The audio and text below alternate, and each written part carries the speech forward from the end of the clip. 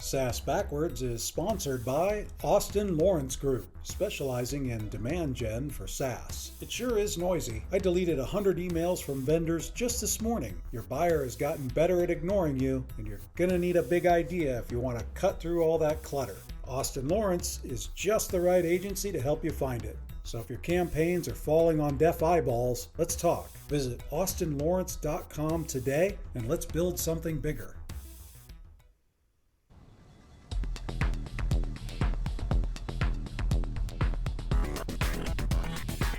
Welcome to the SaaS Backwards Podcast, where we reverse engineer the success of fast-growing SaaS firms and explore strategies CMOs and CEOs are using to drive their businesses forward.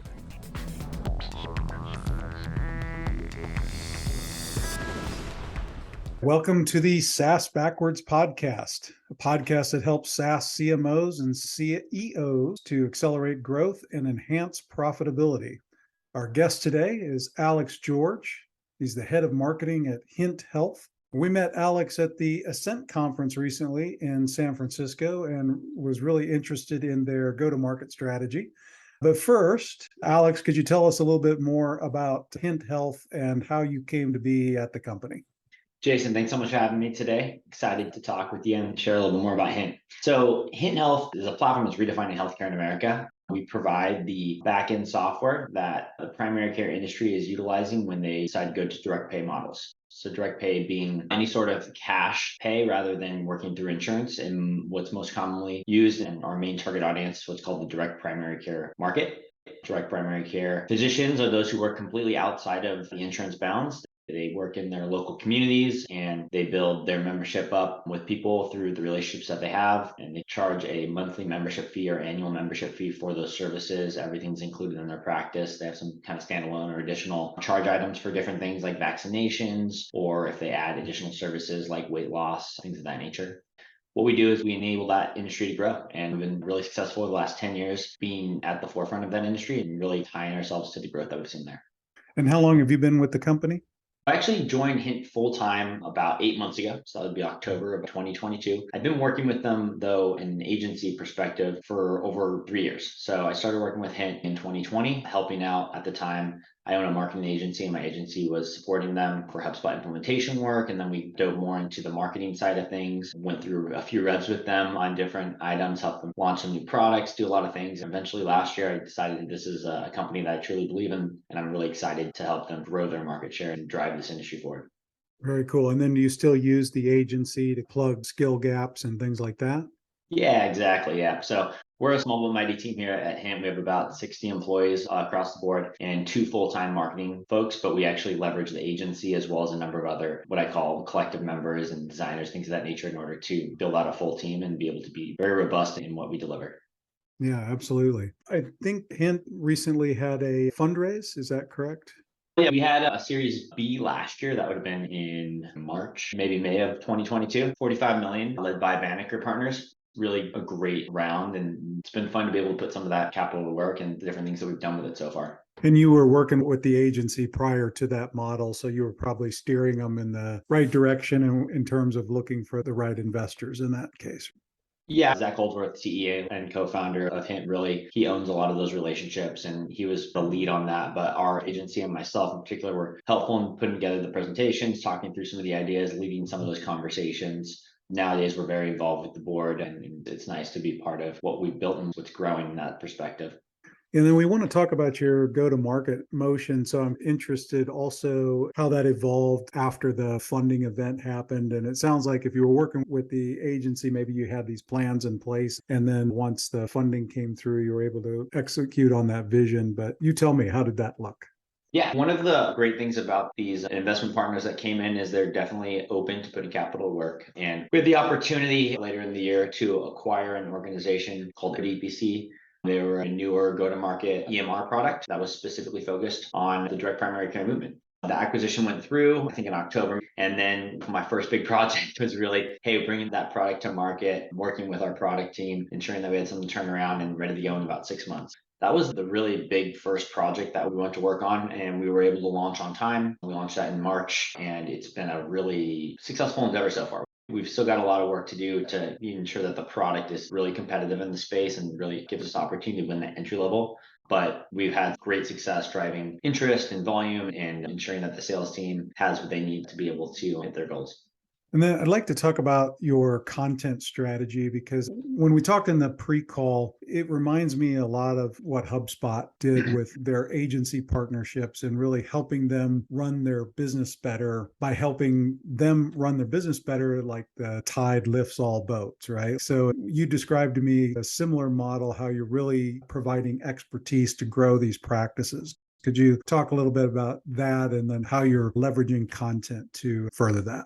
Yeah, one thing about the direct primary care industry in general is that everyone is really open to learn from others, share best practices, and find the best way to do things. This is a newer industry, right? It's beyond a movement at this point. I think we have over 1 million members that run through what we're doing here at Hint. One of the things that we've capitalized on is finding those stories and turning them into content, educational series, workshops, things of that nature, in order to ensure that new entrants to the space have all the tools that they need to be successful. Their success is our success ultimately. So we've taken a very strong content approach to educating them, providing different content series. We have a program that's called the Accelerator Program. It's all about getting those practices from 0 to 1 and ensuring that they're able to get their panels to a place where they're operating at a profit and being successful. We run our Hint Summit annually. So we have that coming up this fall out in San Diego. Our Hint Summit is a place of innovation. It's a place of education, a time where we can bring together many of these DPC entrepreneurs, as well as other stakeholders in the industry, to learn about what we're doing and think through new ideas and share ideas and concepts together. And then our regular blog content, our regular newsletters that are going out. It's all about educating and sharing best practices. Our product team is really dialed into what these practices are needing. And so we're building out new products that we're able to then turn around and make them available to help them be more successful in their practices. A good example of something like that, last year we rolled out a product that was called Coverage Plans that allows them to build out these coverage plans that they can then take to their sponsors, whether those are the employers or some other group that is paying for the actual patient themselves, and be able to create these different coverage plans so that the charge routing, everything goes into it, is just so much more streamlined and efficient. And not only does it save a lot of time and energy for the administrative teams of these practices, but it also helps them display the savings that they're getting for their members. And those are the types of things that are really allowing those members to see the value of DPC in addition to the relationships that they're building with their doctor or their clinician. One of the books that we recommend B2B marketers read is The Challenger Customer. I don't know if you've read that one or not, but they talk about the importance of commercial teaching and the thought leadership going further than just putting new thoughts out there. You want them to take action and really move them off the status quo. And that's what I like about what you're doing, is that it's really in line with that model. You are helping to teach businesses about how to run better, almost better than they know the businesses themselves, right? If you think about it, these doctors, these clinicians, physicians, they've been going to school for 18, 20 years, and most of that schooling has nothing to do with business, right? So what we do is we take it upon ourselves to ensure that we are able to help them understand the business of medicine and what it looks like to go off on your own, be an entrepreneur, and make yourself successful. And I think that DPC Accelerator definitely hones in on that. We provide all sorts of different teachings and trainings around how to market a business, how to build a website. As part of our product offering, we recently released a website builder in our all-in-one product. So if you're brand new and about to start a practice, you go to one place with Hint and you have the entire ecosystem at your fingertips, including a website builder, including all of the EMR product. You have your membership and billing. Everything's in one place. You don't have to worry about going elsewhere and trying to figure it out. And it's very much, to your point earlier, that kind of the HubSpot model. Have it all in one place and then also provide them with the education to make sure that they're successful with it. Does that represent a change in the marketing strategy since you joined either with the agency or in your recent tenure? Or has that always been kind of part of the culture where we want to be a commercial teaching organization? Yeah, I think with our core product offering, which is the membership and billing, I guess it would have been the end of 2021, early 2022 is really when we cracked the nut on that model of a high level of content that is really engaging content, that is educational. We started leveraging a lot of live streams, which we found to be pretty successful. And now that's just a staple in our marketing strategy. So those are some of the things that we were able to bring, but we've been able to expand upon them, especially now me being in the role full time and hiring out another member and bringing on more folks as part of our collective model. We're just able to drive a high repeatable amount of content out the door, and it's engaging people. If we look at the live stream as an example, we've got reoccurring live streams, 2 kind of series, and actually introducing a 3rd one this month. The first one we call the Tech Docs Chat. So we have 2 of our director of medical offering and then also our chief medical officer for Hint Connect, and they sit down and they just talk about technologies in the space, and we bring in different speakers and we bring in people who have different product offerings and talk about what's happening. It's keeping you fresh up on what the newest technology in the space is. For the second one, it's called the DPC Learnings Livestream. And we bring in our head of leadership. Her name's Lauren Tancredi, and she brings in either different folks that specialize in things like marketing or website design, or she can do a talk on how to develop your pricing model and your business best practices, things of that nature. And now actually we're about to kick off a new series with our CEO, and he's going to be doing some more high level conversations, kind of a podcast clipped out and grabbing some of those key findings from different leaders in the space and trying to help people understand how to go from an established practice to a growth minded practice and things of that nature. That content is really powerful, at least for our industry and the folks who are there. They're all always wanting to learn, and they realize that they are doctors and they're not business people 100%, and they have the opportunity to continue to learn. And it's not just our business. There's a lot of folks in the industry who are doing a lot of the same types of things, and we're lucky to be seen alongside them and work with them and share each other's messages. Yeah, and I think you mentioned in the pre-call with Lauren, especially that quite a bit of subject matter expertise, the internal in the company, and that's one of the things that allows you to build all of this fabulous content, right? Yeah, absolutely. I think not only that, but we have a number of physicians who have been with us since day one. Going back, Dr. Rob Lamberts, I think he may have been the very first Hint customer. He's been with us for so long now, and he's a wealth of knowledge. He's gone through years of running a practice, and he has best practices, and he's happy to hop on a call with Zach and talk about that and share those thoughts and understandings. And then we're also pretty active in the trade show circuit. There's not too many trade shows that are super specific to direct primary care, but as an example, we have one coming up this week. It's called the DPC Summit, and that is a lot of practices that are thinking about transitioning from insurance-based models to direct care, or maybe they just launched and there's an opportunity for them to get some of those CMEs and dive deeper into the business of medicine. We have our Hint Summit, like I mentioned, and there's another event that's targeting a little bit further upstream, I guess you'd say, or maybe it's downstream, but it's speaking to med students and residents, and that's next month in Kansas City. It's called National Conference. We're at opportunities to expand beyond just our core competencies and start to encourage people to look into primary care, because there really is a shortage of primary care providers, and direct primary care is one of the best ways that we can get people into that space and grow them and educate them and teach them how to be their own business owners and make sure that they're enjoying their life the same as other types of business people. Yeah, that's fantastic. I think you mentioned also that this whole thing is working incredibly well from a lead generation perspective or inbound, right? I think you mentioned about 90% of the leads coming in inbound, and that you have the problem that I think a lot of companies listening to this podcast wish they had, which is too many leads for their salespeople to follow up on, or at least too many qualified leads. But how did you get there, and how long did it take to do that? Give me some thought process behind setting that up and executing on that. Yeah, I think there's probably two things there, right? And we have opportunities, things that we took away from the Ascent conference as an example is, hey, how do we streamline that sales process? How do we automate it? I think it was something like 80% of buyers today are able to educate themselves, and they would prefer a touchless sale if they could, right? So we have a lot to learn on that front, how to take the most advantage of it. But in terms of what we're able to do, I think ultimately it's a smaller market when you think of direct primary care as a whole, but it's really growing. And as new entrants enter the space, there's a handful of options that are out there. So if we can position ourselves as that thought leader, as that all-in-one solution, that's really how we're winning and what it looks like. And ultimately, we launched the product in March, and we've just seen a massive influx. It's been successful, is what I could say. We also see that there are a lot of people who are interested. They either have their contracts coming up with their current EMR product, and they're wondering, hey, I already use Hint integrated with this other platform. Why don't I take a look at what the all-in-one solution has to offer? In today's market, folks are looking for opportunities to condense their tech stack, to lower costs and do things that way. And so Hint offers that by bringing it all in-house under one platform. They can save a little bit of money that way, in addition to making sure that all of their technologies are speaking with each other and working together in a similar manner. I think in terms of the product market fit, it's just perfect. Shout out to the entire product team, as well as our CEO and the leadership for having that vision. And it was a fun tool and a fun new product to start marketing, and got great reception. When you started working with the company as an agency, did they have that product market fit, or was that something that you helped them find, or did they have that going in? In the direct primary care space, there's a few options around membership and billing, and that was the primary and core tool, that core competency Hint had at the time. And like I said, we were able to help hone in on that a little bit more and help use education as a tool to drive more people in the door.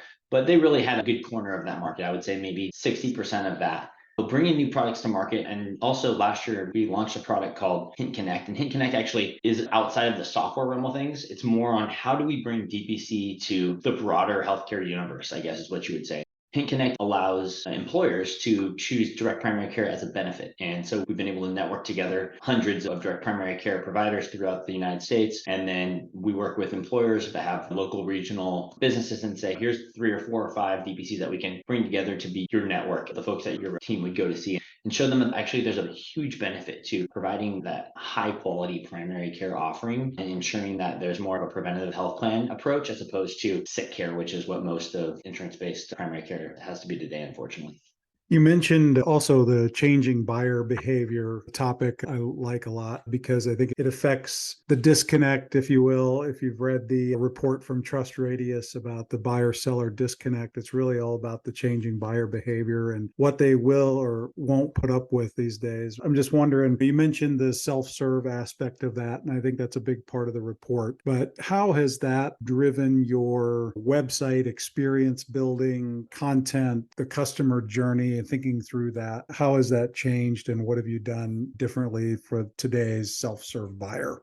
Yeah, in particular with that website builder, we saw that as an opportunity to start to engage with the buyer much earlier on in the process. If you think about starting a new business and you're a small business in particular, yeah, you have your licensing and those types of things that you need to do in order to get things going. But the next thing is you really need to own your corner of the internet. And there's an overwhelmingly amount of different options if you wanted to stand up a website, right? With Hint, we're able to say, hey, actually, this website builder is part of what we offer all in one package. It's super easy to use. We're going to coach you and teach you how to use it. And you're going to become someone who can manage a website on your own. You don't have to go out there and spend an additional $3,500 or $5,000 plus on a website for your brand new practice. And that cost savings in itself is huge. And it also allows us then to meet these people much earlier in the process. The next decision making that they have is actually, what EMR am I going to use? So by offering the all-in-one, we now have an EMR solution that's much earlier on in the buying process as well, as opposed to now I'm all ready to start my business and I need to know which membership tool I'm going to use, which is where we kind of live, which is still prior to launch, but much further down the buying cycle, if you will. A lot of these decisions that our team's made from a product standpoint have helped move us earlier into the buying phase. And then from our educational content standpoint, anyone who's doing the research that's starting to look for, hey, why does direct primary care make sense for me? Or should I consider it? We're definitely going to show up in those conversations, but there's a lot of different great content out there from providers and from all sorts of different folks in the space that they're going to be inundated with. So we might catch 1 out of every 5 or even more than that. But by having the solutions that they need to run a successful practice, we're definitely going to get in front of them more often. Cool. And you talked about an engagement with the buyer early on in their journey. What about with you, the company? Like early on, before you knew exactly what was going to resonate or not, did you do a lot of customer and or prospect interviews, so to speak, or did you have enough in-house expertise that you could pretty much assume you knew what the issues were going to be?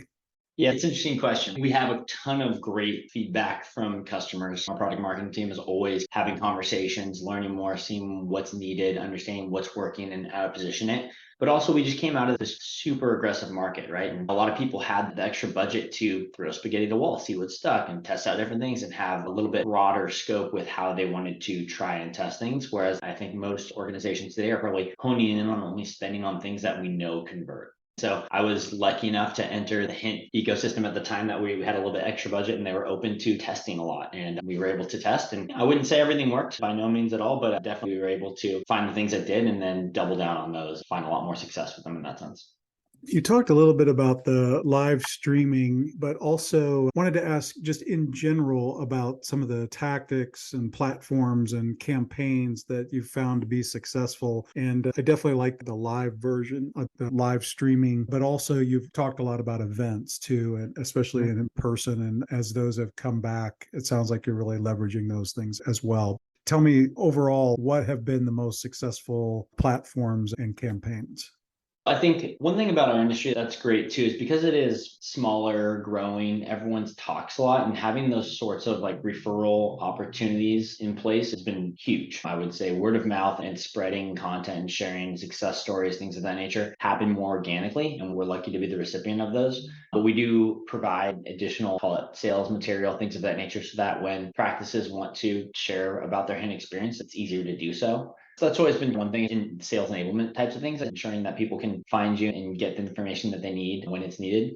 In terms of the live stream, you mentioned that's been, I would say, pretty successful in terms of engagement. We run that a little bit differently. We use a tool called StreamYard, which live streams out to pretty much every platform at the same time. So we're able to pull these kind of like broader metrics around, hey, what does success look like? What does a good live stream equate to? We're streaming those out to YouTube, Twitter, LinkedIn, Facebook, all simultaneously. And then we're also recording it so that we can utilize it, clip it down, and make small posts out of it. Like most organizations, we've figured out what works for us in terms of paid advertising on that front. Events wise, now that we've entered the Hint Connect space, we are going to some broader events like health, or maybe some things like a SHRM, which is like a HR conference, just to educate them about DPC as a whole. And I think that goes into the broader mission, which is making direct primary care the go-to de facto model in the US healthcare.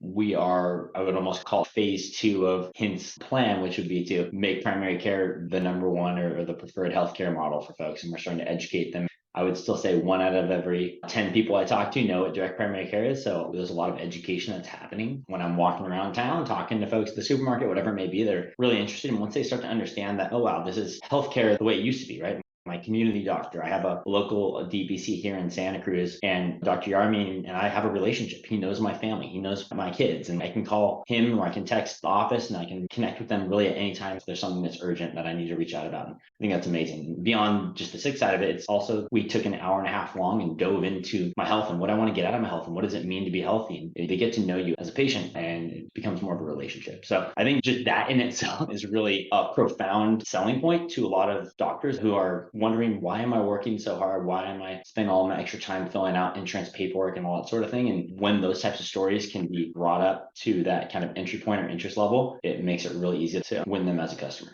Excellent. Then the last question that we have for you has become a favorite one to ask is, if you look over the last 4 or 5 years of your career, including major marketing moves or career moves, etc., what would you do differently and why? So about 5 years ago now, actually, at that time, I was probably in year 4 with a fintech startup where I was lucky enough to be really early on in the organization and help develop a lot of what we did to win that market. Had a lot of success there. But at that point, we got it really heavy into fintech marketing. And for me, I got a little bored with what the product was. It was no longer having these amazing stories and being able to share them. And the stuff that I think really drives content ultimately just became about numbers, ones and zeros and points and things like that. So I started an agency then. This would be 2019 as a side hustle. And I think looking back, the pandemic ultimately is what drove me to go off on my own and really run that agency and turn it into what it was today. But if I were to look back at myself or share it with someone else, I would say once you start to see any success in that sort of side hustle and you know that's something that you want to make your full time, at some point you have to invest in yourself and double down and make it a reality and go for it. I probably would have jumped into that maybe 6 months or 8 months earlier if I could have done it differently. What I would say on the other side is once we started to have success with the agency side, the team grew and I was able to support some of these larger and growing businesses. One of my favorite parts, particularly when we look at someone like Hint, is getting to become part of what their team was. And it was really funny when I finally joined full-time, everyone's like, oh, you weren't already a full-time employee with Hint? Because they felt like I was part of that team in that instance. And that's something I would just encourage folks. If you're ever looking at some sort of a consultative role or agency roles, how do you embed yourself as part of that team? Make it so that they need you. And I wouldn't say that they necessarily needed me 100%, but it made it a whole lot easier when it was time to join them full-time and say, yeah, I believe in what we're doing here at Hint. I want to be a part of this and we'll find a way to make it happen. So those are probably a couple of the learnings I have from my personal experience. Other things I would say is attend your role-specific events and trade shows. They are a great place to learn. We met at this Ascent conference, and I thought it was a fantastic event. I learned a lot. I met a lot of fellow leadership groups, and I just don't think that teams are investing enough into allowing their internal teams to attend these shows and educate themselves and become better in their roles and leveling up. So definitely would encourage any marketing leader or revenue leaders, whatever it may be, to carve out a bit of that budget and make sure that your teams have the ability to attend these things and bring back the learnings. Because I can tell you right now, we've already pivoted on a number of initiatives that we're working through after attending an event and seeing some opportunities where we could probably make better ROI decisions. That's really interesting. You never know where the career path is going to lead, right? Especially, I think some are hesitant maybe to take a risk to go off on their own. And it sounds like in your case, it kind of led you down a path that you would have never considered before had you not done it. Oh yeah, I had no idea what direct primary care was 5 years ago. Now I eat, breathe, and sleep it, and I'm fully invested and believe that this is the future of healthcare. So it's wild how times change. Excellent. All right. I think that's a good place to land the podcast. If people want to reach out to you directly, what's the best way to do that? Hey, go ahead and connect with me on LinkedIn. Also on Twitter's the Alex George, probably the two best places to connect personally. And then if you want to learn more about Hint, feel free to check out our website, hint.com. And my agency website is Mountains Wave, mountains plural, wave singular.com. Very good. And if you haven't subscribed yet to the podcast, please take a minute and do that. If you've enjoyed the content, you can do so wherever podcasts are distributed. Again, thanks for appearing with us. This was a lot of fun. Yeah, Jason, thanks so much. Have a great day. You bet. Thanks for listening to the SaaS Backwards Podcast, brought to you by Austin Lawrence Group. We're a growth marketing agency that helps SaaS firms reduce churn, accelerate sales, and generate demand. Learn more about us at www.austinlawrence.com. You can email Ken Lempet at kl@austinlawrence.com about any SaaS marketing or customer retention subject. We hope you'll subscribe, and thanks again for listening.